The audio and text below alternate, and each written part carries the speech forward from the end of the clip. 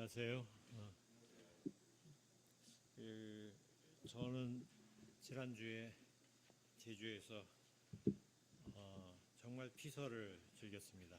서울이 제 말 들리나요? 네. 서울이 진짜 더웠잖아요, 지난주에. 근데 제주가 제가 가기 전과 제가 떠난 이후에는 더워졌다는데 제가 있는 동안은 선선했어요. 그래서 한 30도 안팎의 온도였으니까 아주 진짜 피서였습니다. 힘드셨죠? 제가 요새 인스타에서 한 짧은 이렇게 노래들 이렇게 풀로 들려주지 않고 조금씩 들려주는 거를 이렇게 재밌게 듣곤 하는데요. 그때 정말 오래된 노래를 하나 듣고서 되게 인상 깊었어요. 왜냐하면 제가 대학 다닐 때 굉장한 히트쳤던 노래인데 정말 오랜만에 들었거든요. 그 노래가 워즈라는 노래예요. 예, 그 노래를 이상철 목사님이 헤이 주드 이후에 자극을 받아서 이 노래를 한번 들으시고 시작하면 좋겠다 싶어서, 네, 이게 제 또래 사람들은 잘 아는 노래고 제보다 좀 한 5년 이상 젊은 분들은 잘 못 들어본 노래일 수도 있는데요. 한번 들어보실까요?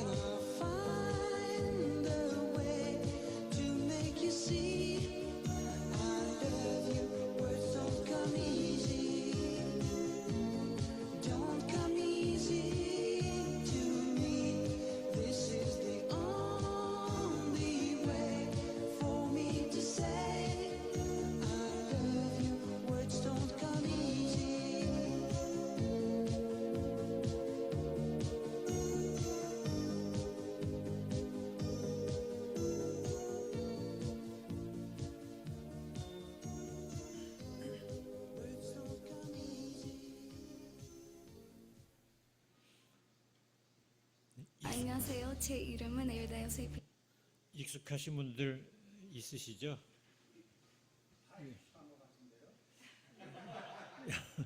다는 아마 아닐 겁니다. 예. 이게 이제 그 FR 데이비스라고 하는 락커였는데 이분이 이제 프랑스 사람이에요 원래. 근데 이름도 바꿔서 영어로 바꾸고 미국에서 성공해 보려고 막 노력하다가 성공하지 못하고 돌아가서 만든 노래예요. 다 영어로 되어 있지만 미국을 제외한 세계 곳곳에서 세계 차트를 휩쓸었는데 이게 이제 82년도에 나온 노래거든요. 근데 한국은 이게 83년도, 4년도에 아주 엄청난 인기를 한국에서 끌었는데 이제 제가 안 믿으시겠지만 제가 DJ도 해봤거든요. 예, 뭘 알아서 한 게 아니라 그때는 이제 뭔가 밥벌이를 위해서 뭔가 하던 아무거나 하던 시절에 한 달 한 반 정도를 페이를 못 받고 결국은 노동만 한 적이 있는데 그때 이 노래 신청이 엄청 많았어요. 이게 이제 그래서 기억이 나서 제가 열심히 들었던 노래이기도 한데 그 이제 뜻이 뭐냐면 너무 사랑하는 여인이 있는데 자기가 단어로는 다 표현할 수 없어 이런 얘기예요. 근데 이제 저희 어머니가 치매가 오셨잖아요. 근데 뭔가 막 얘기할 때 잘 못해요 말을. 그러면서 자꾸 이상하다고 하면서 말이 잘 안 나와 막 이런 얘기를 하셔요. 그런 뜻이기도 하거든요. 단어가 안 떠오른다는 뜻이기도 하지만 하여튼 생각하는 걸 잘 표현 못하는 상황인 거죠. 그래서 이제 제가 이때가 이제 내가 그런 알바를 하던 때가 언젠가를 기억하기 위해서 이 노래가 한국에서 언제 히트했는지를 찾아보니까 83년도, 4년도에 한국에 공전 히트를 친. 그래서 기사 중에는 이제 한국이 너무 미국 팝송에 몰두해 있는데 유럽 음악도 있다 하면서 이제 이 기사가 있어요. 이 노래 봐라 하면서. 그때 이제 엄청나게 인기를 얻었던 노래인데 그래서 하루 종일 이제 이 노래만 무한 반복으로 듣다가 보니까 이제 온갖 그날 경험했던 것들이 다 그 가사와 연결되면서 이제 기억됐는데요. 그 중에 하나가 한백성 서교실 얘기와 엮여서 이제 제가 이 노래를 듣고 시작하자 이제 이렇게 마음을 먹었습니다. 그 오늘 읽은 본문 얘기를 먼저 볼게요. 그러니까 이제 다 아시는 얘기일 텐데 그 필리피 그러니까 우리가 흔히 빌립보라고 알고 있는 지역으로 바울이 들어갔어요. 거기는 이스라엘계 이민자 사회가 형성이 안 돼 있었기 때문에 바울이 가서 이렇게 어느 뭐 아는 사람은 없어도 그래도 같은 동족이니까 엉겨붙어서 잠이라도 자고 밥이라도 얻어먹을 만한 데가 전혀 없던 곳에 떨어진 거죠. 그때 엄청난 사업가 여성을 만나거든요. 근데 또 다른 여성과 만나는데 그 또 다른 여성이 이 오늘 본문에 나오는 그 점치는 영에 붙들린 여자 종이에요. 이게 16절에 나오는데 그게 이제 제가 밑에 참고일에 이분의 묘사를 파이디스케 티나는 어떤 여자 종이란 뜻입니다. 여자 종인데 어린 여자, 파이가 들어가면 어린이란 뜻이거든요. 그러니까 어린 여자, 어리다는 얘기는 그냥 일반적으로 12살 이하라는 얘기예요. 그 다음에 에쿠산은 즉 우리가 엑수시아 뭐 이런 말 왜 그 뭐죠 이 귀신 들린 사람을 쫓아내는 때 쓰잖아요. 엑수시아란 말 그런 단어의 어원이 아니라 그런 단어의 동사형이 현재 분사형으로 된 건데요. 뭘 가지고 있다 이런 뜻입니다. 소유하다. 근데 뭘 소유하고 있냐면 푸뉴마는 영이잖아요. 성령할 때도 푸뉴마라는 단어를 쓰거든요. 영인데 어떤 영이냐면 피토나라는 영을 가지고 있어요. 푸뉴마 피토나라는 그러니까 피토나라는 영을 가지고 있는 노예 소녀, 어떤 노예 소녀 이런 뜻이에요. 이 단어는. 근데 여기서 이제 중요한 것은 피토나라는 단어입니다. 피토나는 이게 이제 이 지역이 필리피예요. 그러니까 필리피가 고대 마케도니아 제국의 수도였거든요. 알렉산드로스 대왕도 여기서 성장했어요.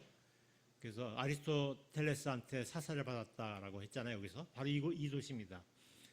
지금은 이 필리피가 그리스 도시예요. 그래서 이 지역 여기 필리피 옆에 데살로니키, 우리가 성서 데살로니가라고 나오는 필리피, 데살로니가 다 이게 그리스 영토입니다. 그럼 원래 마케도니아인데 지금은 마케도니아라는 국가는 없고요. 북마케도니아라는 국가가 있어요. 원래 마케도니아의 이 필리피나 데살로니키가 이제 마케도니아 제국의 핵심 지역인데 그 땅은 그리스한테 뺏겼고 그리스한테 뺏겨갖고 이제 마케도니아가 마케도니아 공화국이라는 국호를 가지고 있었는데 명칭을 갖고 국제법정에서 싸웠나 봐요. 그래서 그리스한테 졌나 봐요. 그래갖고 마케도니아 공화국이라는 말을 못 쓰고 북마케도니아라는 말을 쓰거든요. 지금 우리가 알고 있는 마케도니아는 북마케도니아인데 북마케도니아는 필리피가 그 나라의 도시가 아닙니다. 필리핀 지금은 그리스의 도시인데 고대에는 이제 마케도니아의 수도였어요. 근데 이 필리피에서 필리피의 수호신이 아폴론 신이거든요. 근데 아폴론 신이 약간 좀 어떤 성격의 신이냐면 신령스러운 신이에요. 막 신비스럽게 신탁을 합리적으로 전하는 게 아니라 되게 이성을 초월해서 전하는 그런 성격의 신이거든요. 이를테면 지혜의 여신 아테나는 되게 이성과 연결되어 있거든요. 근데 아폴로는 약간 좀 굉장히 감성적인 성격의 신인데 이 신이 자기 땅을 원래 이제 그리스에서 자기 땅을 차지할 때 델피가 이제 아폴론 신전이 있거든요. 델피에서 어떤 신전에 들어가서 그 신전의 신을 싸워갖고 죽인 다음에 그걸 뺏어요. 그 신이 뱀신이거든요. 근데 뱀신의 이름이 피톤이에요. 피톤. 근데 피톤을 숭배하는 이 신의 사제들은 여잔데요. 피토네라고 불렀어요. 피토네. 근데 피토네와 피토나는 같은 뜻이거든요. 그러니까 여기 피토나 영에 사로잡힌 어떤 소녀, 이게 이제 그런 뜻입니다.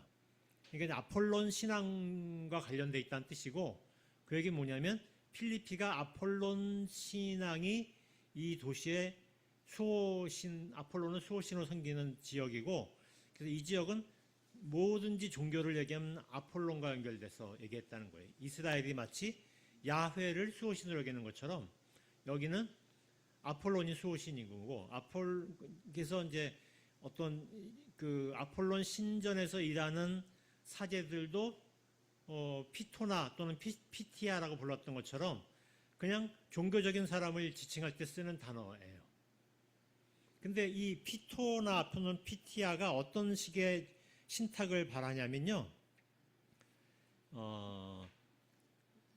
이거는 이제 단어를 갖고 해석하는 건데, 이 피티아가 입을 안 벌리고 말하는 걸 뭐라 그러지?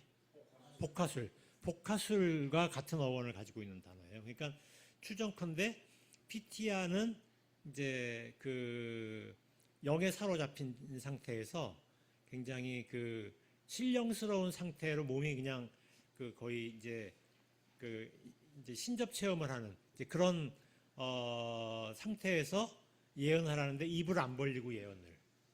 그래서 마치 아폴론 신이 그 소녀를 그 PTR을 통해서 말을 하는 것 같은 느낌을 주는 거죠.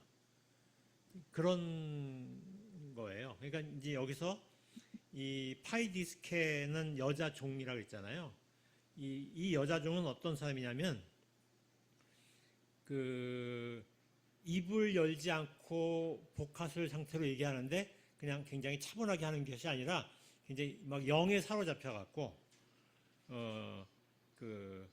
이제 그런 상태에서 얘기를 하는 뭐 그런 게 구체적으로 어떤 상태인지는 어떤 모습으로 예언하는지는 모르겠는데 그래서 어떤 영화에서 아폴론 신전에서 피티아가 예언하는 거를 영화가 있더라고요. 그래서 그 영화를 내가 캡처해서 책에 넣었더니 출판사 대표님이 뺍시다 그래서 뺐어요. 그건 영화니까 신뢰할 수 없다고. 그래서 뺐는데 어쨌든 굉장히 막 신령스러운 상태로 자기가 사람들이 볼 때 이 사람은 정상적인 상태가 아닌 것처럼 보이는 그런 상태에서 예언을 하는 거죠. 근데 이제 이 소녀는 이제 복화술처럼 예언을 하는 사람인데, 그러니까 좀 이 예언 행위가 말과 관련돼 있잖아요. words. 그런데 입을 안 움직이고 말을 하니까 사람들에게서 이 사람이 말하는 것이 아니라 그를 사로잡고 있는 누군가가 말한다라고 생각했을 거 아니에요. 그러니까 이제 그런 상태를 이제 말하는 거다. 도커미지 같은 거죠. 그런데 이제 그 소녀가 바울에게 꽂혔나 봐요. 그래서 바울을 따라다녀요. 자기가 점수업을 해야 되는 일인데 바울을 맨날 며칠을 따라다니니까 바울은 어떤 상태냐면 이제 그 북시리아 쪽에 있는 안티오키아의 선교사로 파송돼서 튀르키예 지역, 그러니까 성서 시대는 아나톨리아라고 불렸을 텐데 그러니까 그 아나톨리아 지역을 다니면서 막 활동을 하지만 그의 그 선교팀의 리더는 바르나바고 거기에 수행자, 보조 선교사가 바울인데 바울이 막 뭐 그냥 그 열정적으로 막 하니까 사람들에게 바울이 더 눈에 띄었던 것 같아요.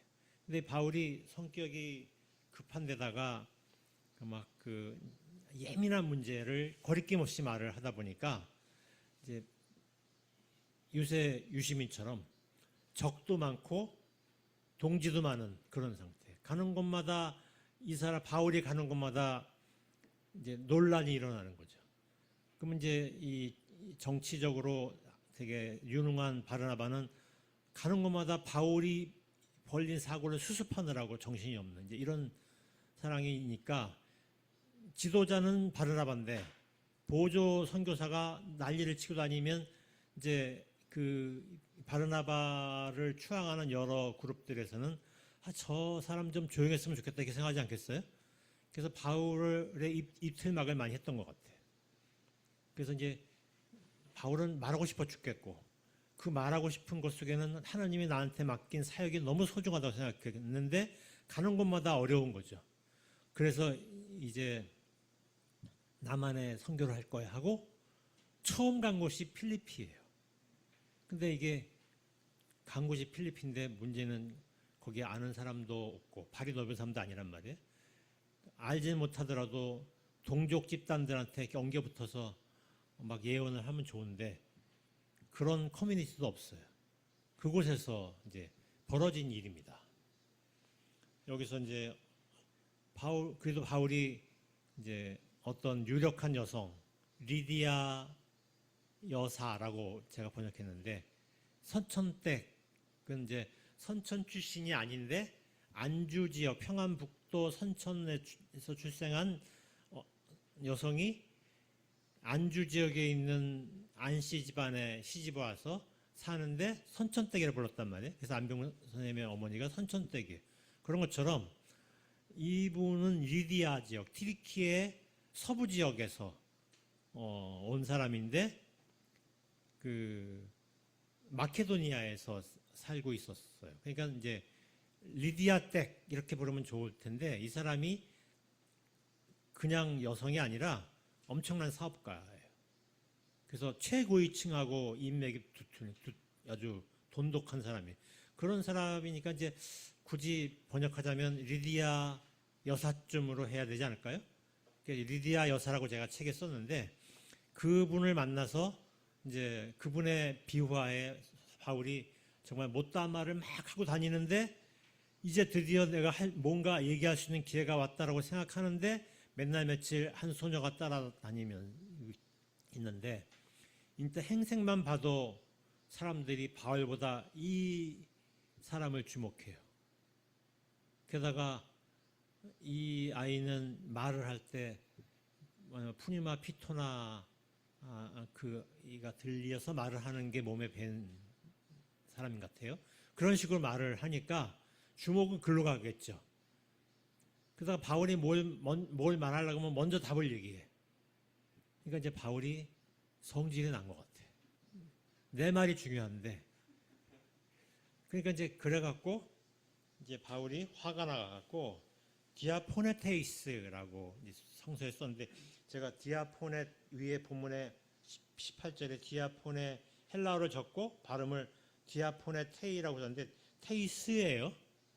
디아포네테이스라고 했는데 이 단어는 뭐냐면 번역은 몹시 성가시게 여겼다 이렇게. 근데 이 말로는 성이 안 차는 표현이에요. 다른 데서 사용된 이 용례를 보면 죽이고 싶어서 소리 지르는 언행 같은 걸 얘기해. 그러니까 죽일 듯이 소리 지르는 거예요, 바울이. 그러니까 엄청 성질이 나서 단전에 있는 모든 힘을 다 끌어모아서 그 소녀한테 소리를 지른 것 같아요. 근데 그러고 나서 그 소녀는 이제 디아폰의 푸니마 피토나가 이 소녀의 몸에서 떨어져 나가는 거예요. 그러니까 소녀가 놀란 게 아니라 소녀 속에 있는 귀신이 놀란 거지. 엄청 센 거지, 바울이. 근데 이제 문제는 그렇게 된 상태가 귀신이 나가서 좋아져야 되는데 아닌 것 같아요. 근데 성서에는 이부터 이 소녀에 대한 관심은 꺼버려. 주인공은 바울이니까. 그런데 문제는 이 소녀의 상태를 보여준다 그럴까? 이 소녀가 이제 푸니마 피토나가 떨어져 나간 상태를 보여주는 사태가 일어납니다. 도시의 주민들이 들고 일어나서 바울을 고발했고 바울은 감옥에 가서 고문을 당하고 감옥에 갇혀요. 좀 납득이 가세요? 예? 가세요?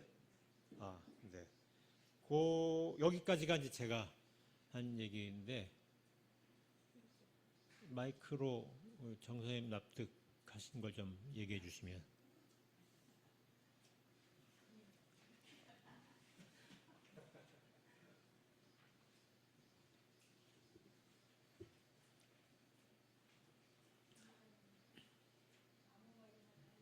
그럼요.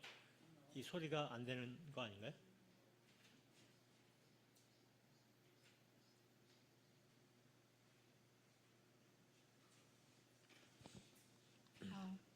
정말 그 소녀가 진짜 교양이 있고 멋있는 사람이었으면 바울이 훌륭한 사람이다라고 얘기를 했을 때 바울이 그렇게 부끄러워하지 않았을 텐데 아마 행색도 안 좋고 구질구질하고 그런 여자가 쫓아다니면서 계속 자기를 괴롭히니까 굉장히 화가 났겠죠. 끝이에요. 그러니까 제가 여쭤보는 거는 그래서 이 소녀가를 사로잡고 있던 귀신이 나갔는데 그러면 이제 우리가 부흥회에서 왜 귀신 나가는 축기 하고 나면 이제 정상으로 돌아왔을 거라고 추측하고 그러면 막 사람들이 박수 치면서 바울에게 대단히 영험한 사람이라고 환호할 거 아니에요. 부흥사들이 그렇잖아요. 그런데 왜 도시에서 소요가 일어나서 바울이 기소되고 고문당하고 감옥에 갇혔는가를 제가 여쭤요. 이 상황이 이해가 가시냐?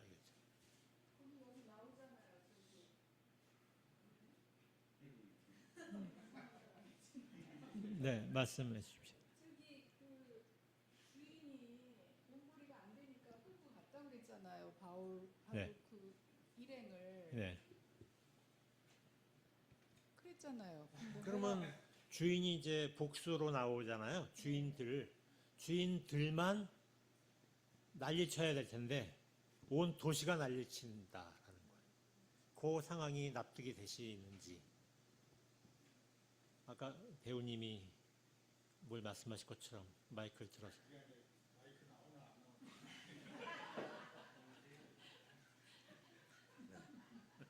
심오한 행동이었군요. 네. 기왕에 또 나오나 체크했으니까.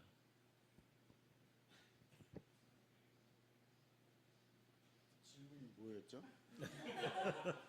그러니까 이 파이디스케, 이 필리피의 파이디스케 소녀가 귀신 들려서 예언을 하고 그 소녀에게는 이제 그 소녀가 점치는 걸로 벌어먹고 사는 사람들도 있었는데 바울이 그 소녀한테 소리를 버럭 질렀어요.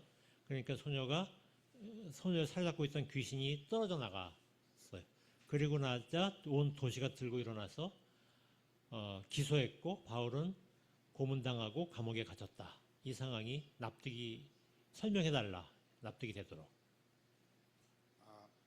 거기에 사는 사람들은 이 사람들은 거기 사람이 아니잖아요. 네. 외부 사람이 왔고 이방인이기 때문에 자기네들이 살아가는 질서를 아마 해치는 사람이라고 생각을 해서 그런 행동을 한 게 아닌가 그런 생각이 드는데요. 질서? 그래서 자기들이 네. 일상적으로 살아갔던 네. 어떤 그런 모습에서 다른 사람이 들어와서 어떤 점술이 질서라는 뜻이겠네요. 점술 행위가. 익숙해져 있는 네, 사람들 네, 네. 그 상황. 네. 그 우리 사회에서는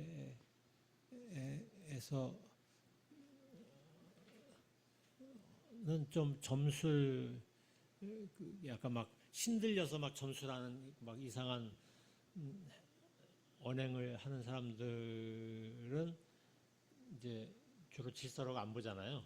근데 이 사회는 그렇다는 뜻이겠죠? 저희도 옛날에는 점술이 네. 지배했던 시대가 오랫동안 있었던 걸로 알고 있는데 네. 그게 이제 인식이 바뀌거나 사회가 바뀌면 어떤 그런 인식들의 변화 때문에 그런 것들이 주류가 되고 비주류가 되는 것이지 그게 주류적인 생각으로 자리 잡은 사회는 그렇게 살 수 있지 않았을까 이런 네. 생각이 드는데 그런 사회는 어떤 사회일지 좀 얘기해 볼까요, 그러면? 이민영 선생님이 의견이 있었던 것 같은데. 그런 네. 사회라는 건 네.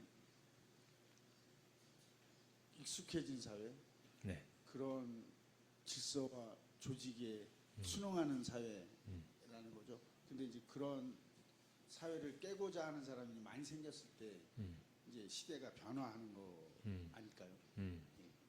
그렇게 네. 생각이 듭니다. 그 바울을 신비가로 그리는 단행본도 있더라고요. 어쨌든 바울의 어떤 이 영적인 그런 약간 신비가적인 측면이 여기 보이는 것 같습니다. 어쨌든 이들이 그 사회에서는 바울의 있던 행위 자체가 좀 거부감을 일으키지 않았을까요? 그러니까 물론 이 지금 소녀를 뭔가 정상으로 돌리는 거 그 측면에서는 그렇지만 그들이 보기에는 어떤 이방인 와서 뭔가 자기네들의 익숙한 주술이 아닌 것으로 주술을 하고 있다는 거죠. 아까 좀 비슷한 같은 생각을 비슷하게 저도 했습니다만은 그들의 어떤 수호신 체계하고 좀 다른 뭐가 왔기 때문에 거기에 대한 배척도 있지 않았을까 하는 생각을 했습니다. 그 한국에서 그 점술이 엄청나게 이제 그 현대 한국 사회에서 엄청나게 그 큰 바람을 일으키던 시대가 언제냐면 그 이제 제가 한국 전쟁 연구를 하다 보니까 그 피난처인 부산에서 영도다리 밑에서 그 점술업이 이 큰 촌을 이루고 있었대요. 영도다리에. 그리고 서울 수복이 된 이후에 그분들이 대거 미아리로 왔대요.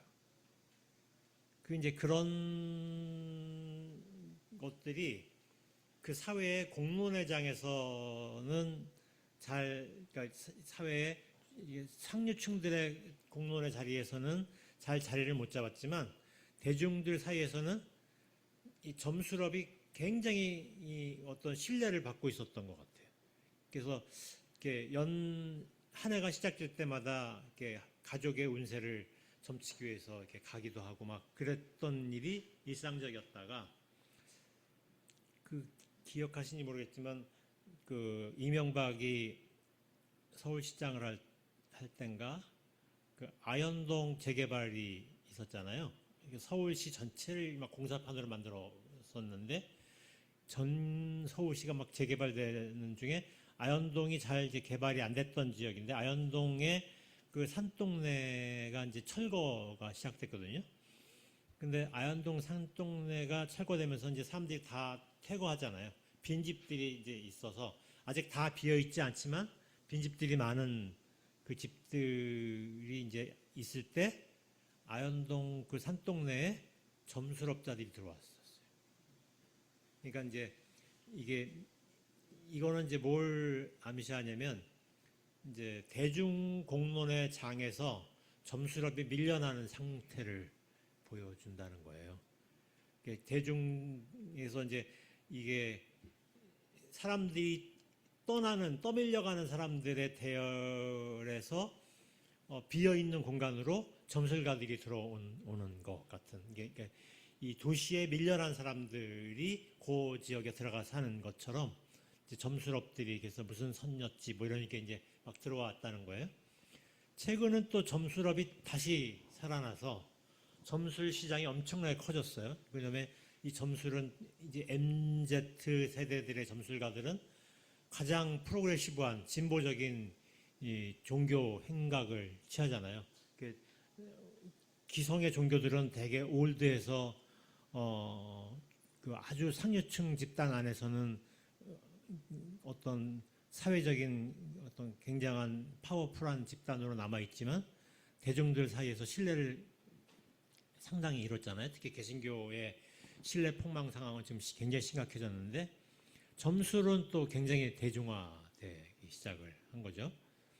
그럼 점술업이 막 대중적인 공론의 장에서 살아남는 시기가 있고 아닌 시대가 있는데 아마 필리핀은 이 시기에 대중의 공론장에서 점술업이 굉장히 살아남았던 시기가 아니었을까라는 추측을 할 수 있는 거죠.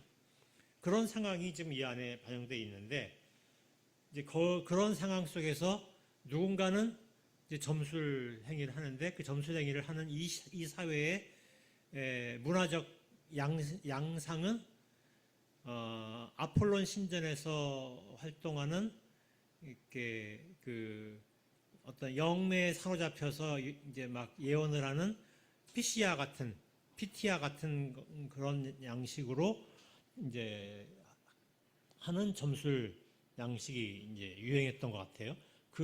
이 소녀는 아마 그렇게 했었던 사람이 아닐까라는 거죠. 근데 이제 이 얘기를 제가 왜 하냐면 지금이 8월 초잖아요. 그래서 8월 초가 이제 저는 이제 4.3 제주에 있었잖아요. 제가 얼마 전까지. 그리고 제가 제주로 노년의 생활은 제주에서 해야 되겠다라고 생각하다 보니까 이제 제주 4.3에 대해서 막 계속 연구를 해왔는데 제주 4.3 얘기를 하면 나는 항상 이승만을 떠올려요. 이승만은 이제 그 대통령이 된 게 8월 15일이잖아요. 이날 취임하고 10월 하순에 그러니까 자기가 통치하는 나라의 일부 지역에 계엄을 선포하고 민간인을 학살하기 시작을 해서 그가 취임하는 기간 동안 그에 의해서 학살된 민간인의 수가 한 40만, 20에서 30만, 맥시멈 40만 이렇게 추측이 돼요. 과거사 진상규명위원회 보고서에 그 나옵니다. 뭐 어떤 학자는 뭐 100만이 넘는다는 얘기도 있는데 어쨌든 공식적으로는 20, 30만, 맥시멈 40만 이렇게 추측을 하거든요. 자국민을 그렇게 죽인인데 그의 그 자국민 학살의 통치의 기술로 발휘된 첫 번째 사건이 여순과 제주인데 그런 여순과 제주는 계엄 선포한 때가 10월이고 6월 11월이고 그때부터 이듬해 초봄까지 집중적인 학살이 일어나거든요. 그런데 그 직전에 대통령이 취임하기 직전에 내각을 이제 그 구성해서 발표를 해요. 그게 8월 4일입니다. 제가 제주 간 그날입니다. 근데 8월 4일 날 이게 이승만이 발표한 내각의 명단을 보면 그 안에 파시스트, 극우 반공주의자 이런 사람들이 최소한 3, 4명, 그것도 내무부 장관, 국방부 장관, 그 다음에 문교부 장관 이런 사람들이 다 극우 파시스트들이에요. 극우 반공주의 파시스트들입니다. 여기서 이제 이승만의 정치가 예측이 된 거죠. 그리고 그의 정치는 이제 거의 그가 취임 선서를 성경책에다 하거든요. 취임 선서하고 그 서명한 잉크도 마르기 전에 이런 수사가 있죠. 물론 말랐겠지만 마르기 전에 그의 포고령이 계엄이었고 그리고 학살이 시작이 된 거죠. 그래서 제가 8월 제가 항상 이게 4.3은 본격적인 학살은 10월부터 11월 이듬해 봄까지 49년 봄까지 집중되었던 사건이지만 48년 하부터 49년. 근데 저는 이제 이승만의 취임부터 그러니까 결국 4.3의 본격적인 시작이라고 저는 생각하거든요. 그래서 근데 이제 제가 이 4.3 하면 제일 먼저 떠오르는 문학 작품은 현기영 작가의 순이삼촌이에요. 저는 하여간 그 한강 책은 아직 못 봤는데 제가 본 4.3 작품 중에 가장 위대한 작품은 순이삼촌이라고 저는 생각하거든요. 근데 이 순이삼촌과 필리피의 파이디스케 두 사람은 유사한 점이 있는 것 같거든요. 그래서 이제 그 얘기를 워즈라는 동커미지 하는 워즈라는 이 물음과 연관해서 생각해보고 싶어서 질문이가 그거예요. 이 두 여성의 유사점이 뭔지. 순이삼촌 혹시 읽으신 분 계신가요? 네. 우리 순이삼촌의 어떤 상태에 대한 그 전에 제가 먼저 정보를 드리고 좀 말씀해 주시면 좋은데 순이삼촌이 어떤 상태였는지. 이 소설은요. 그 다음 장에 나오는데 49년 11월 17일 조천읍 북천리 옴팡밭과 너분승리에서 경찰과 군인들이 주민 300~400명을 학살한 사건입니다. 이때 마을 사람들이 죽는데 시체 더미 속에서 요행이 살아난 사람이 순이 삼촌이에요. 그래서 이제 그 얘기, 그러니까 이제 이 너번숭이가 어디냐면 여기 그 앞장에 제주도 섬 보이시죠? 그래서 오른쪽에 조그만 섬 하나는 우도예요. 그 남쪽에 그 대각선 방향 남쪽에 있는 섬은 제일 끝에 있는 섬 마라도죠. 예, 그런 상황인데 이 중에서 한라산이 있고 너번숭이는 목사님 너번숭이가 제주말로 뭐죠? 넓은 돌밭. 네, 넓은 돌밭이란 뜻이래요. 그러니까 소설은 옴팡밭만 얘기하는데 두 개가 이제 북촌리의 학살터예요. 옴팡밭은 이렇게 살짝 파여 있는 밭이래요. 우리가 옴팡지다라는 말 지금 쓰잖아요. 그런 표현이고 너번숭이는 넓은 돌밭, 밭인데 돌밭이 제 머릿속에 잘 안 떠오르는데 돌이 많으니까 아예 황량한 밭인가 봐요. 그런 밭에서 주민들을 학살한 사건이 북촌리가 그걸 역사적 무대로 해서 쓰여진 소설이 순이 삼촌이 있거든요. 순이 삼촌에 대한 얘기를 좀 해주시겠어요? 어떤 마이크 가지고?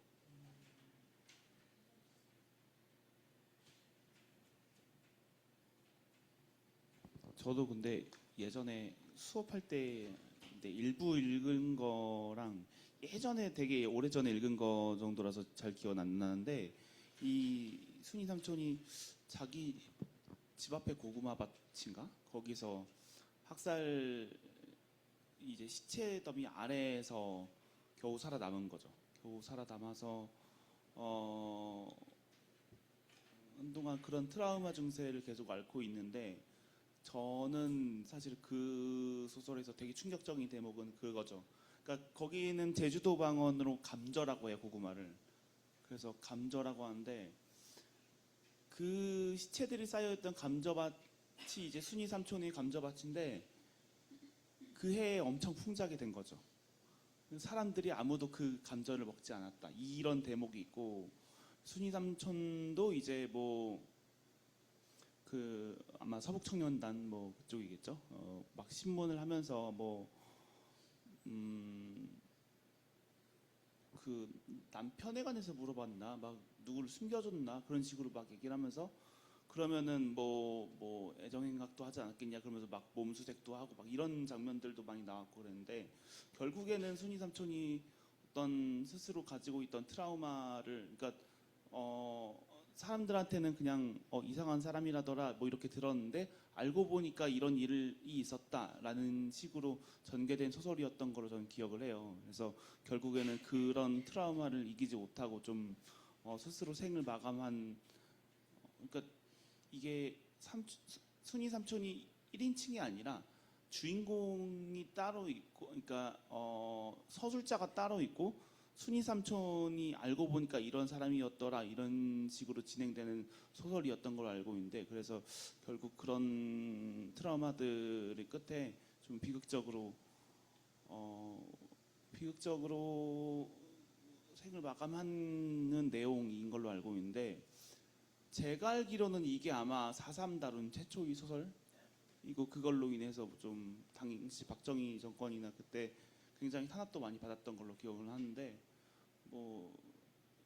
되게 소설이지만 어느 정도 사실적인 부분, 다큐멘터리적인 부분도 많이 담고 있다는 인상이긴 했어요. 네. 약간 추가로 말씀드릴 거는 약간 개인적인 거지만 저희 아버지가 경북 분이시고 그래서 정치적으로 꽤나 보수적인 분인데 제주도 가서 어머니랑 항상 드라이브를 다닐 때마다 보이는 곳곳마다 4.3 유적지인 거예요.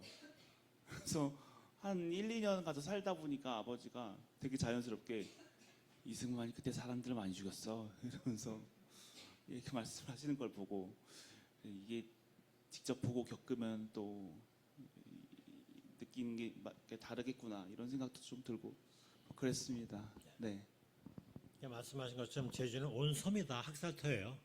근데 이제 이 북촌리 사건에서 순이 삼촌은 이제 그분이 죽었다 살아난 것만이 아니라 이 삼촌이 남성을 지칭하는 표현이 아닌 거 아시죠? 제주에서 제주 그냥 동네 어른 뭐 이런 뜻일 거예요. 남성에 대해서는 다 삼촌이라 그러는데 순이 삼촌 여성입니다. 이렇게 이름이 순이에요. 순이 삼촌이 아들이 둘이 있는데 아들인가 아이인가 두 아이가 죽어요 그때. 그래서 온팡밭에서. 그래서 그 죽은 아이에 대해서 이번에 트라우마가 있거든요. 그리고 그 사건과 아이 뭐 이게 다 뒤섞이면서 트라우마가 있어요. 그래서 이분이 이제 일단 제복 입은 사람들만 맞닥뜨리면 발작을 일으켜요. 그리고 환청, 환각 이런 게 있고요. 결벽증도 심해요. 그래서 이렇게 자기 아이들 먹이는 밥에 뭐가 오물이 들어가면 안 된다고 해서 뭐라도 막 그냥 이 결벽증 증상처럼 뭘 닦고 막 치우고 그래갖고 이제 이 소설의 화자가 이제 순이 삼촌의 같은 가족인데 서울로 이주해서 제주가 지긋해서 가지도 않았는데 잠시 순이 삼촌이 서울에 와서 이 사람의 아이도 이렇게 돌봐주고 그랬는데 그러다가 이제 한 달인가 만에 돌아갔거든요. 근데 그때도 이 결벽증 때문에 힘들었던 얘기가 나와요. 그런데 돌아가자마자 얼마 후에 온팡밭에서 자살해서 죽어요. 자기 아이들이 죽은 그 자리에서 그이도 자살을 해서 죽거든요. 그래서 이제 이분에게도 증상은 자기가 겪었던 것을 말하지 못하는 거예요.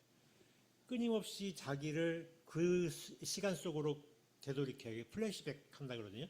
이게 플래시백 하는데 그 사건을 직면하지 못하고 항상 왜곡된 변형된 형태로 표출이 돼요. 현재에. 그래서 그게 발작으로 나타나고 사람들은 늘 부담스럽고 귀찮게 나타나서 말하고 싶어 하지 않고 사람들에게도 말하고 싶지 않고 그 사람도 자기를 표현하지 못하고 근데 거기에는 이렇게 어떤 집단적으로 자기들의 겪은 현실을 말하지 못한 봉쇄된 말이 있잖아요.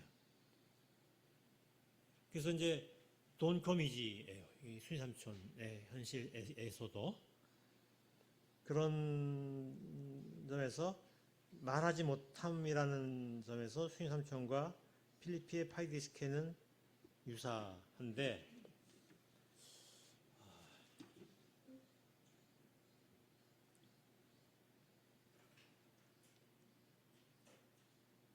참고 3을 보시면 이제 아까 필리피의 파이디스케가 피토나가 그러니까 그 소녀를 사로잡고 있던 악령이 떠나갔다. 악령? 귀신이 떠나갔다라는 것이 그 도시 주민들이 흥분할 일이고 그래서 그 사회에 점수럽에 대한 이제 믿음이 관련돼 있다 이런 얘기 했었잖아요. 그 현상을 이제 설명해 주기 위해서 제가 사건 하나를 지금 얘기하는데요. 이 바울이 필리피에 들어간 때는 서기 50년쯤 돼요. 서기 50년대 한 중반쯤으로 추측이 돼요. 근데 그로부터 한 90년쯤 전에 기원전 44년 3월 15일 날 카이사르가 암살당하죠. 몸에 23개의 칼이 꽂혀요. 이제 공화파가 이제 이 로마의 공화주의적인 전통을 깨트린 장본인이다라고 생각해서 이제 이 사람을 죽인 거죠. 그러니까 이 사람이 굉장히 전공이 뛰어난 전공을 일으켜서 이렇게 자기가 어려운 상황에서 갈리아 지역, 프랑스 지역을 점령하고 심지어는 현재 독일 지역의 일부 지역도 점령하고 영국의 일부 지역도 점령하고 이런 엄청난 전공을 세우거든요. 그러면서 이 사람이 이제 로마로 돌아올 때는 이 사람은 이제 금이 환영한 것일 뿐 아니라 그냥 최고의 권력자가 된 거예요. 누구도 이 사람의 눈치를 보지 않을 수 없는. 그래서 이 사람은 독재관으로 취임을 하는데, 그러니까 이제 로마 공화주의자들이 찬란한 공화주의 전통을 깨뜨린 자다, 저자를 제거해야 된다라고 생각을 해서 그를 암살한 사건이 44년 3월 15일 날 일어난 겁니다. 그리고 이제 그 사건의 중심 인물이 카시우스와 브루투스 같은 이제 군 지휘관들이면서 귀족인 사람들인데요. 그리고 그 당시 최고의 귀족, 그 원로원 중에 최고의 인물이라고 할 수 있고, 명연설가인 키케로는 카이사를 죽었을 때 로마의 축제라고 표현했거든요. 그랬는데, 그리고 나서 이제 카이사르 암살 정국이 한 1년 동안 계속돼요. 이제 그때부터는 이제 카이사르 이후에 로마를 어떻게 만들 것인가 가지고 막 자기들끼리 막 이제 권력 암투를 벌이는데, 그 권력 암투에서 승자가 된 사람이 이제 안토니우스, 옥타비아누스, 그다음에 레피두스, 이게 그 2차 삼두정치라고 부르는 세 인물이 부상을 하면서, 이 세 인물은 카이사르파예요. 그러니까 이제 로마의 공화파들이 숨어들거나 도망을 가거든요. 키케로는 오물통 속에 숨어 있다 잡혀요. 그래갖고 손발이 잘려 죽거든요. 그리고 카시우스와 브루투스는 도망을 가서 이제 로마에서 도망쳐서 마케도니아 지역으로 가는데, 이 마케도니아, 이 밑에 있는 그림이 잘 안 보일 텐데, 이게 그 발칸반도 아시잖아요. 그리스가 있는 반도, 발칸반도, 뭐 발칸, 불가리아, 뭐 알바니아, 뭐 그다음에 크로아티아, 뭐 이런 나라가 있는 지역인데, 그 크로아티아나 마케도니아나 뭐 알바니아나 불가리아가 있는 그 지역을 따라서 도로가 만들어져 있어요. 로마는 모든 길은 로마로 통한다 할 때 그 도로가 있는데, 이 도로가 지금 여기 선의 그 도로예요. 여기 중간쯤 보시면 필리피가 나옵니다. 이 도로상에 있죠. 이게 에그나티아 대로라고 하는데, 이 에그나티아 대로의 이 중간에 있는 필리피 지역으로 도망을 쳐요. 그래서 카시우스와 브루투스가 필리피 지역에 온 때가 42년 8월 달이에요. 또 8월입니다. 그리고 이제 여기서 진영을 구축을 해요. 굉장히 막강한 진영을 구축하면서 로마에 한 10만 명 정도 되는 로마 군이 공화파에 이제 가담을 해서 카시우스와 브루투스가 지휘하는 부대, 두 개 부대로 나뉘어서 진을 칩니다. 이게 이제 필리피 성 남쪽이에요. 이게 필리피 성이 이렇게 있으면요, 이쪽에 이제 바다가 그 에게가 있고, 이 사이에 큰 이제 평지가 있는데, 여기에 진을 치는 거예요. 카시우스, 브루투스. 이쪽에 이제 트리키에 지역이고, 이쪽에 로마 지역인데, 카시우스가 진을 치는 지역에는 뭐 이제 그 지역으로 진을 치고 있고, 거기서 뭐 난공불락의 요새를 만들었던 것 같아요. 그리고 바다에게는 공화파가 장악을 하고 있어서 이제 보급도 힘들어요. 대로를 통해서 보급할 수밖에 없고, 바다를 통한 보급은 공화파에서 완전히 장악되어 있는 상태에서 이제 이 공화파 반란군을 진압하고자 안토니우스와 옥타비아누스가 진군을 했고, 그들도 필리피 이 성 앞에서 진군하는데, 그들의 병사들도 한 10만이 돼요. 그 당시 필리피 도성의 인구가 한 1만 5천 명 되는데, 군대가 20만 명의 군대가 그 앞에서 진을 치는 거예요. 로마 군대는 그 당시에 세계 최강의 군대고, 복무기간이 20년쯤 되고, 숱한 전쟁에서 위용을 떨친 부대, 하나하나가 람보 같은 친구들이 20만 명이 여기서 진을 치고 있는 거예요. 그래서 필리피 성이 앞에 카시우스, 브루투스, 안토니우스, 옥타비아누스, 이렇게 이제 4개의 진영이 갖춰지는데, 이 진영에서 이제 전투가 벌어지고, 결국 이 전투의 승자는 안토니우스가 이제 전쟁에서 승리하면서 카시우스와 브루투스가 다 자결을 하고 그러면서 이제 전쟁이 끝나는 상황이에요. 근데 그 와중에서 식량이 없으니까 인근 마을들을 약탈하고 뭐 인근 도시들을 약탈하고 뭐 이런 일들이 벌어졌고 전투가 벌어질 때 이제 뭐 사람들 인근 주변 사람들도 막 덩달아 학살당하고 이제 이런 주변 사람들이 겪은 고통은 이만저만하지 않았거든요. 그다음에 이제 전쟁이 42년 10월에 끝나요. 그러니까 전쟁 기간은 한 달도 안 걸립니다. 근데 전쟁이 끝나고 나서 이제 옥타비아누스 안토니우스가 이끄는 부대의 퇴역군인들이 필리피 도시의 원로원과 시의회를 장악을 합니다. 기존의 원로원과 시의회 의원들은 전부 숙청당해요. 모든 재산 다 뺏기고. 그러니까 이 도시 입장에서는 엄청난 제일 위에서부터 제일 아래까지 그냥 엄청난 재앙에 빠진 거예요.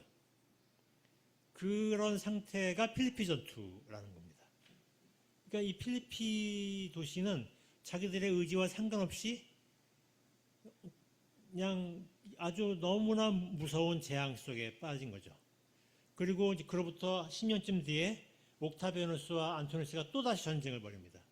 그러니까 삼두 정치가 제일 처음에 레피두스가 제거되고 그 다음에 이제 안토니우스가 제거되면서 안토니우스를 제거하기 위한 옥타비아누스의 전쟁이 악티움 해전이라고 이집트 앞에서 벌어진 전투입니다.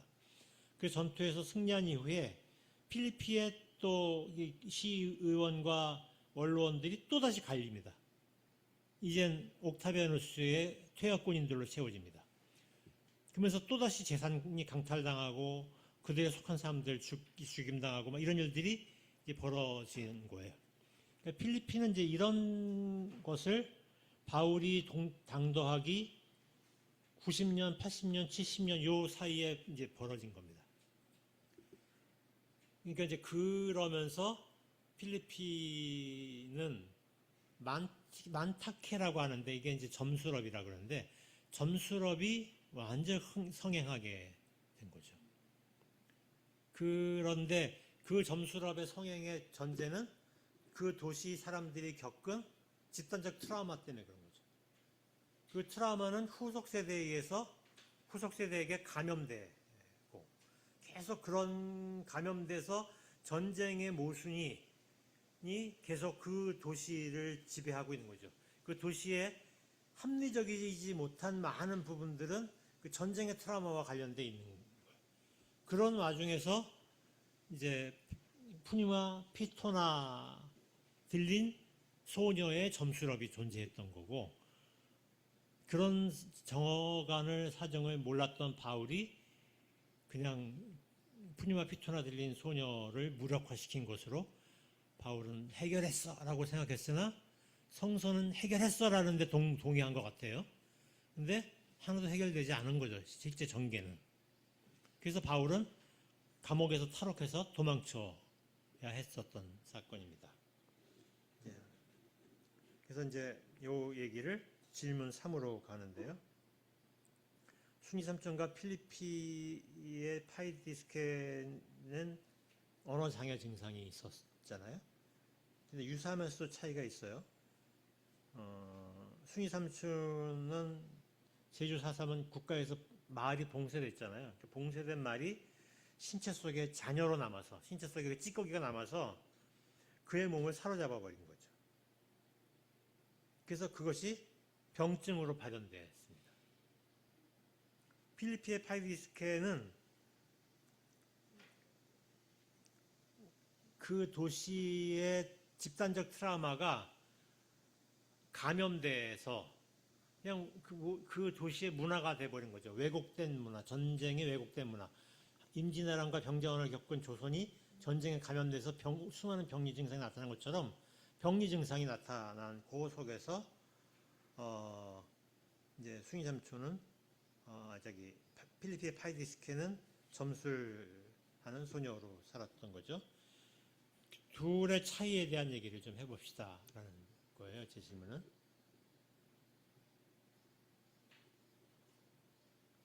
너무 어려울까봐 뒤에 가령 넣었는데 뭐 이건 그냥 알아서 보시고요. 둘의 차이는 어떨 것인지. 둘의 유사점은 말이 봉쇄되었다, 말이 점거되었다, 말을 할 수 없었다라는 거죠. 말이 그래서 동컴이지, 월드 동컴이지 이런 상태에 있었던 것이에요. 근데 차이는 뭘까요?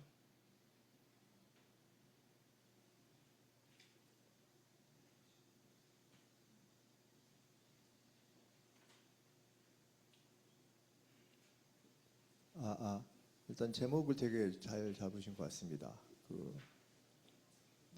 그리고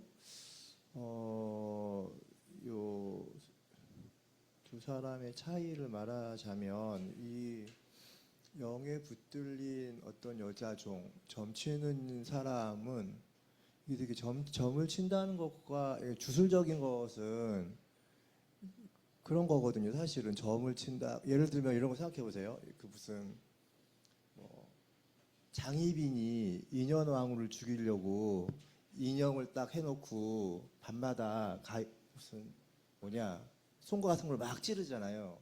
그 주술이고 점치는 건데 그걸 믿는 거잖아. 그 기표와 기가 딱 맞는 걸 믿는 게 주술이고 점치는 거예요. 그러니까 이 점치는 사람은 말이 그냥 그 사실이고 진리인 걸 믿어버리는 사람이지. 그것도 여러분 was don't come is예요.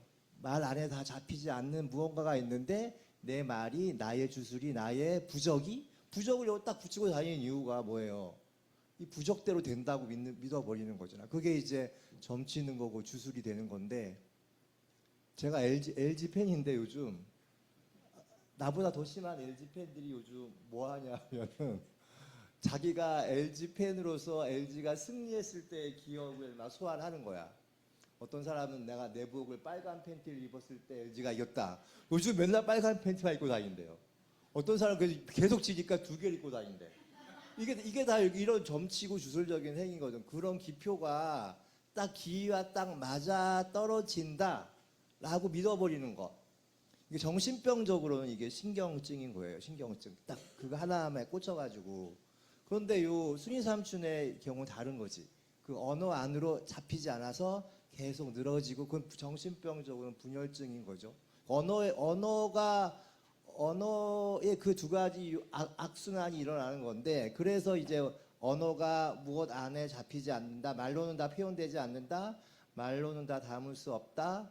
말의 잉여가 또 말은 어떤 증상으로서 표현되는 건데 그런 것들 안으로 다 잡히지 않는 이 두 가지 케이스가 요 점치는 사람과 순이삼춘의 공통점이 있다면 말 안으로 그것이 다 잡히지 않는다는 것인데 차이점은 그 표현된 양탕이 다르게 나타나는 거죠. 하나는 고정되어 있는 영토 안에서 말을 딱 가둬버리는 거고 또 다른 순이삼춘은 그 말의 기의가 계속 늘어지면서 잡히지 않는다는 걸 나타내는 거고 뭐 그렇게 읽을 수 있지 않을까 싶습니다.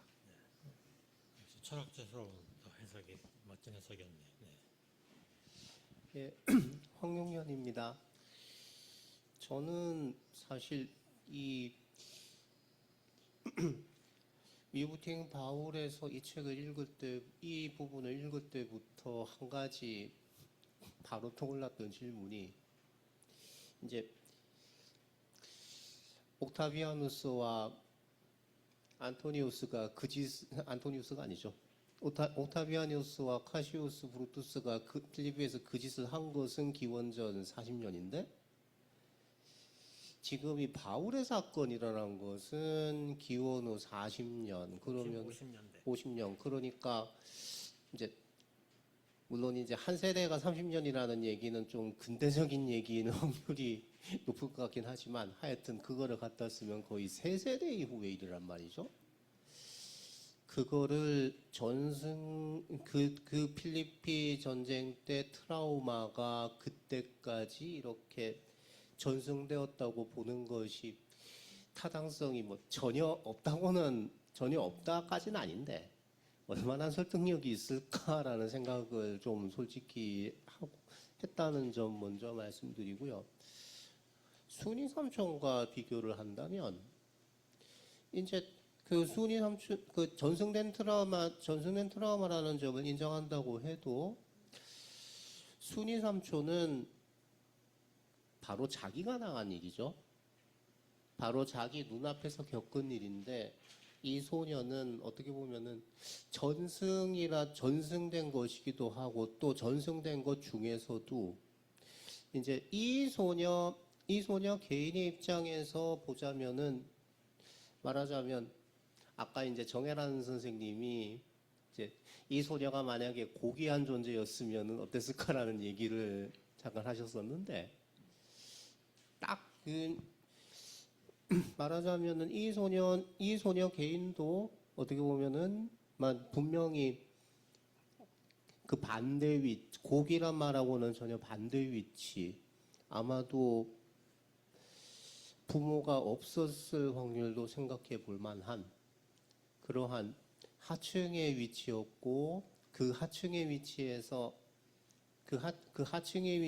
이제 자신의 생존을 위해 어떻게 보면은 뭐 혹은 그 생존조차도 자신의 생존을 위해서라는 주체적 행위의 가능성조차도 어떻게 보면 이제 그것도 아니고 그냥 그 도시의 산업이 그냥 끌어들인 그 산업에 그냥 말 그대로 피토나에게만 붙들린 게 아니고 그 도시의 산업에 붙들린 그런 존재였을 가능성이 높을 테고 복화술이라는 어떠한 말의 가능성도 이제 발화도 사실은 그러한 말 그대로 피토나뿐만이 아니라 도시의 산업에 붙들린 그러한 결과였을 가능성이 있지 않은 그러한 차이도 있을 수 있겠다 그런 생각도 들었고요.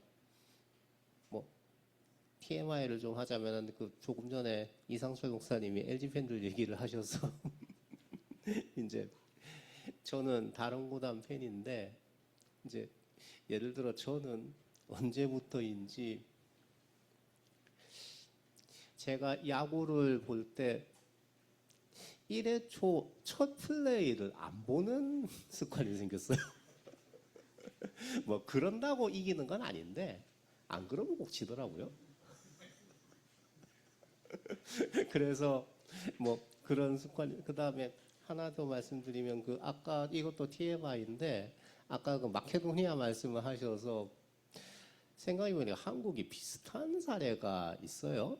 이제 서울의 시흥동이 있고 경기도의 시흥시가 있는데 사실은 전통적으로 시흥이라고 불리는 도시의 주된 어떤 역사적 배경은 오히려 서울에 있는 시흥동이고 경기도의 시흥시는 그 시흥이 역사적으로 이제 어떤 데는 들어가고 어떤 때는 나오고 하다가 이제 큰 최대로 확장이 됐던 그 시흥이 서울 쪽에다 편입돼 버리고 오히려 옛날에 시흥이 아니었던 도시가 시흥의 이름을 가지고 남은 동네라 그러는데 그거랑 마케도니아랑 비슷한 상황인가? 뭐 이런 생각도 들었고 그렇습니다.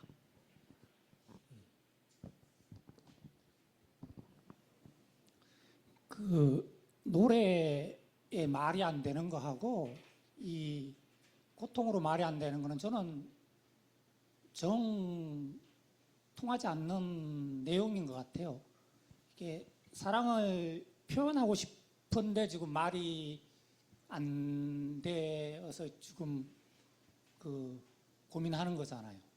이거는 엄청난 그 사랑의 기쁨과 설레임 때문에 그 말이 안 되는 아주 벅찬 기쁨의 감정이고 이 고통으로 지금 말이 안 되는 거는 엄청난 이제 이 슬픔의 감정의 트라우마인데 이 두 개를 같이 놓으면 저는 안 된다고 좀 생각을 하고 전혀 좀 다른 그 감정의 내용이라고 생각을 하고 이렇게 말이 순이 삼촌 같이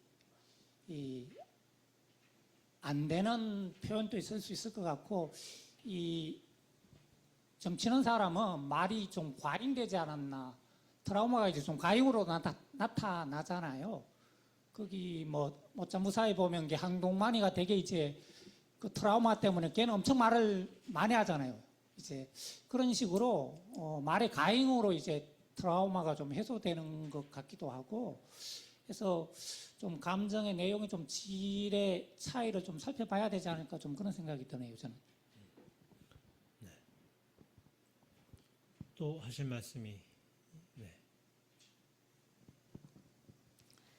네, 저도 이 처음에 제목을 딱 봤을 때, 야, 이거 연식이 나온다, 막 이런 생각이.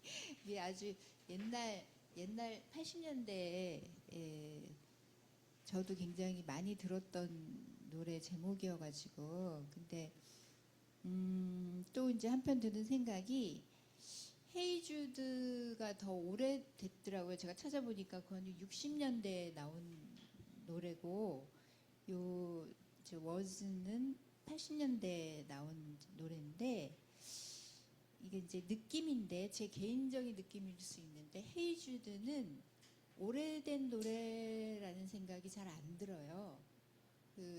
왜 그러냐면 굉장히 많이 불려지는 것 같아요, 지금도. 그러니까 뭐 오케스트라로도 연주가 되고 클래식 바이올린으로 연주한 걸 들은 적도 있고, 또 무슨 어떤 대규모 공연 이런 데서도 헤이주드는 계속 울려 퍼지는 어떤 그런 게 있는데, 워즈는 그 당시에 굉장히 유행을 했지만 어느 정도 끊겼고, 지금 들으면 약간 그 시대가 느껴지는 그런 게 있어요. 그래서 이게 뭐 음악적으로 해석을 해서 그런 느낌이 나는 건지, 아니면 사람들이 계속 그것을 회자해서 부르고 지금도 현재 진행형으로 노래가 지속되고 있어서 그런 느낌이 드는 건지, 그거를 잘 이제 모르겠다. 음악적으로 제가 해석하기는 어려우니까. 근데 이제 계속 불러주는 것에 힘이 좀 있지 않을까, 이제 이런 생각이 좀 들었고요. 이 순이 삼촌과 이 소녀의 말의 이제 차이는, 제주도는 자기가 겪은 거를 이야기를 하면 빨갱이가 되는, 그러니까 빨갱이로 몰리기 때문에 이제 말을 못하게 계속 막아왔던 거죠. 그러니까 자기 얘기를 못하는 거예요. 광장에서도 못하고, 뭐 아는 사람들끼리 쉬쉬하면서 할 수는 있지만, 그거를 대놓고 드러내놓고 이야기를 하거나 뭐 고발하거나 이렇게 할 수 없었을 때의 그 트라우마가 이제 그 사람의 인격에 어떤 영향을 미치는가, 이런 거를 보여준다면, 이 점치는 소녀는 적극적으로 이용을 하는 거죠. 말을 해라.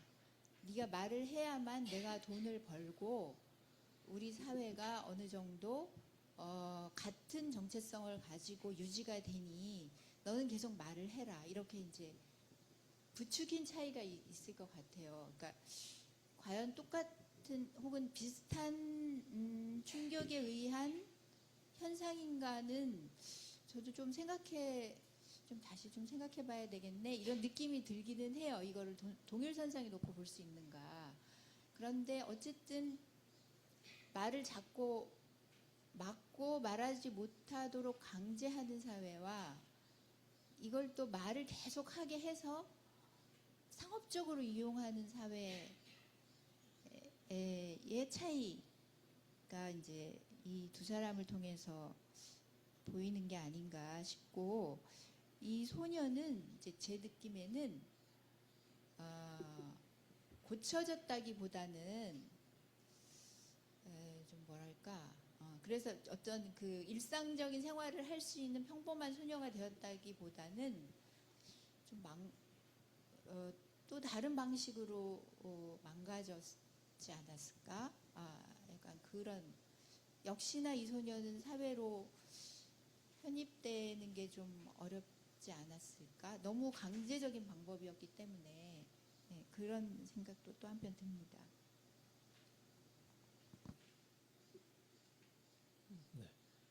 그 시간이 이제 다 돼서 제 의견만 좀 말씀드리고 끝내고자 하는데요. 제가 이제 조리 있게 담아내지 못해서 아마 그랬을 것 같은데 또 잘 지적해 주셔갖고 이제 그 얘기가 진전될 수 있는데 이게 이제 이를테면 순이 삼촌이 출판된 때가 78년인가 그럴 거예요. 그러니까 이제 그때는 박정희 정권에 의해서 4.3이 철저히 억압되고 있던 시기예요. 4.3을 얘기하면 이제 그건 빨갱인 거죠. 그러던 시절, 그러니까 그런에서 봉쇄된 말이었어요. 그래서 사랑의 감정과는 다르지만 워즈톤 코미지가 이제 작동되는 방식은 말에 봉쇄된 말이라는 메커니즘 속에 작동되는 거죠. 그리고 그 봉쇄되어서 그 피해자는 자기 몸에 그 트라우마를 안고 사는데 그 몸에 안고 사는 트라우마가 표출되는데 봉쇄되어 있으니까 왜곡된 형태로 표출되는 거죠. 자기도 모르게. 그리고 그 왜곡된 형태로 표출되는 게 대부분 사람들에게 불편했고 그런 얘기가 이제 순이 삼촌에 나타나는 워즈톤 코미지라는 현상에 대한 내용이라면 제주가 이제 노무현 대통령이 사과를 하잖아요. 그리고 이제 제주를 기리는 거대한 이제 기념관이 만들어지고 굉장히 많은 예산이 제법 많이 투여돼서 기념비화됐어요. 그러니까 이제 다시 말하면 그 트라우마는 치유되지 않았지만 그 트라우마는 공공적인 언어로 다뤄졌고 그래서 그 트라우마는 누군가에 의해서 점유되었던 거죠. 그러니까 봉쇄된 말이 아니라 점유된 말인 거예요. 그러니까 이를테면 주인들에서 점유되었던 뭐 성서 저자에서 점유됐던 누군가에서 점유된 거죠. 그래서 이제 그 봉쇄된 말이 점유됐다는 얘기는 그 말은 그 사회의 문화가 됐다는 얘기고 다르게 말하면 상징자본이 됐다는 뜻이거든요. 그러니까 제가 보기에는 지금 4.3은 상당히 많은 부분에서 상징자본화되어 있어요. 4.3 자체가 4.3을 기억하는 것은 4.3을 점유하고 있는 이들에 의해서 자신의 자본으로 작동이 돼요. 권력으로 작동하고 있고. 그리고 그 트라우마를 안고 사는 사람들은 도구화된 몸이에요. 이 소녀처럼. 저는 5.18도 비슷하다고 생각하거든요. 그러니까 이 어떤 기억이 트라우마로 남아있을 때 그 트라우마가 봉쇄되었을 때는 순이 삼촌 소설 속의 순이 삼촌 같은 것을 통해서 우리가 볼 수 있을 것 같아요. 그런데 그것이 하나의 상징 자본으로 작동하면서 그 사회의 공론의 장에서 어떤 그 사회에 일정한 권력을 형성하는데 작동하면 이제 그 담론을 전유한 사람들은 그것이 그들에게 권력이 되고 수많은 사람들은 그 권력이 된 그것이 그냥 그들이 돈 벌기 위한 것이다 하면 경제적 자본이지만 상징 자본, 문화화된 자본은 그들이 권력을 행사한다고 생각하지 않거든요, 사람들은. 그런 면에서 하나의 존경의 체계와 질서를 가지고 있기도 해요. 그걸 건드리는 자는 위험에 처하는 거죠.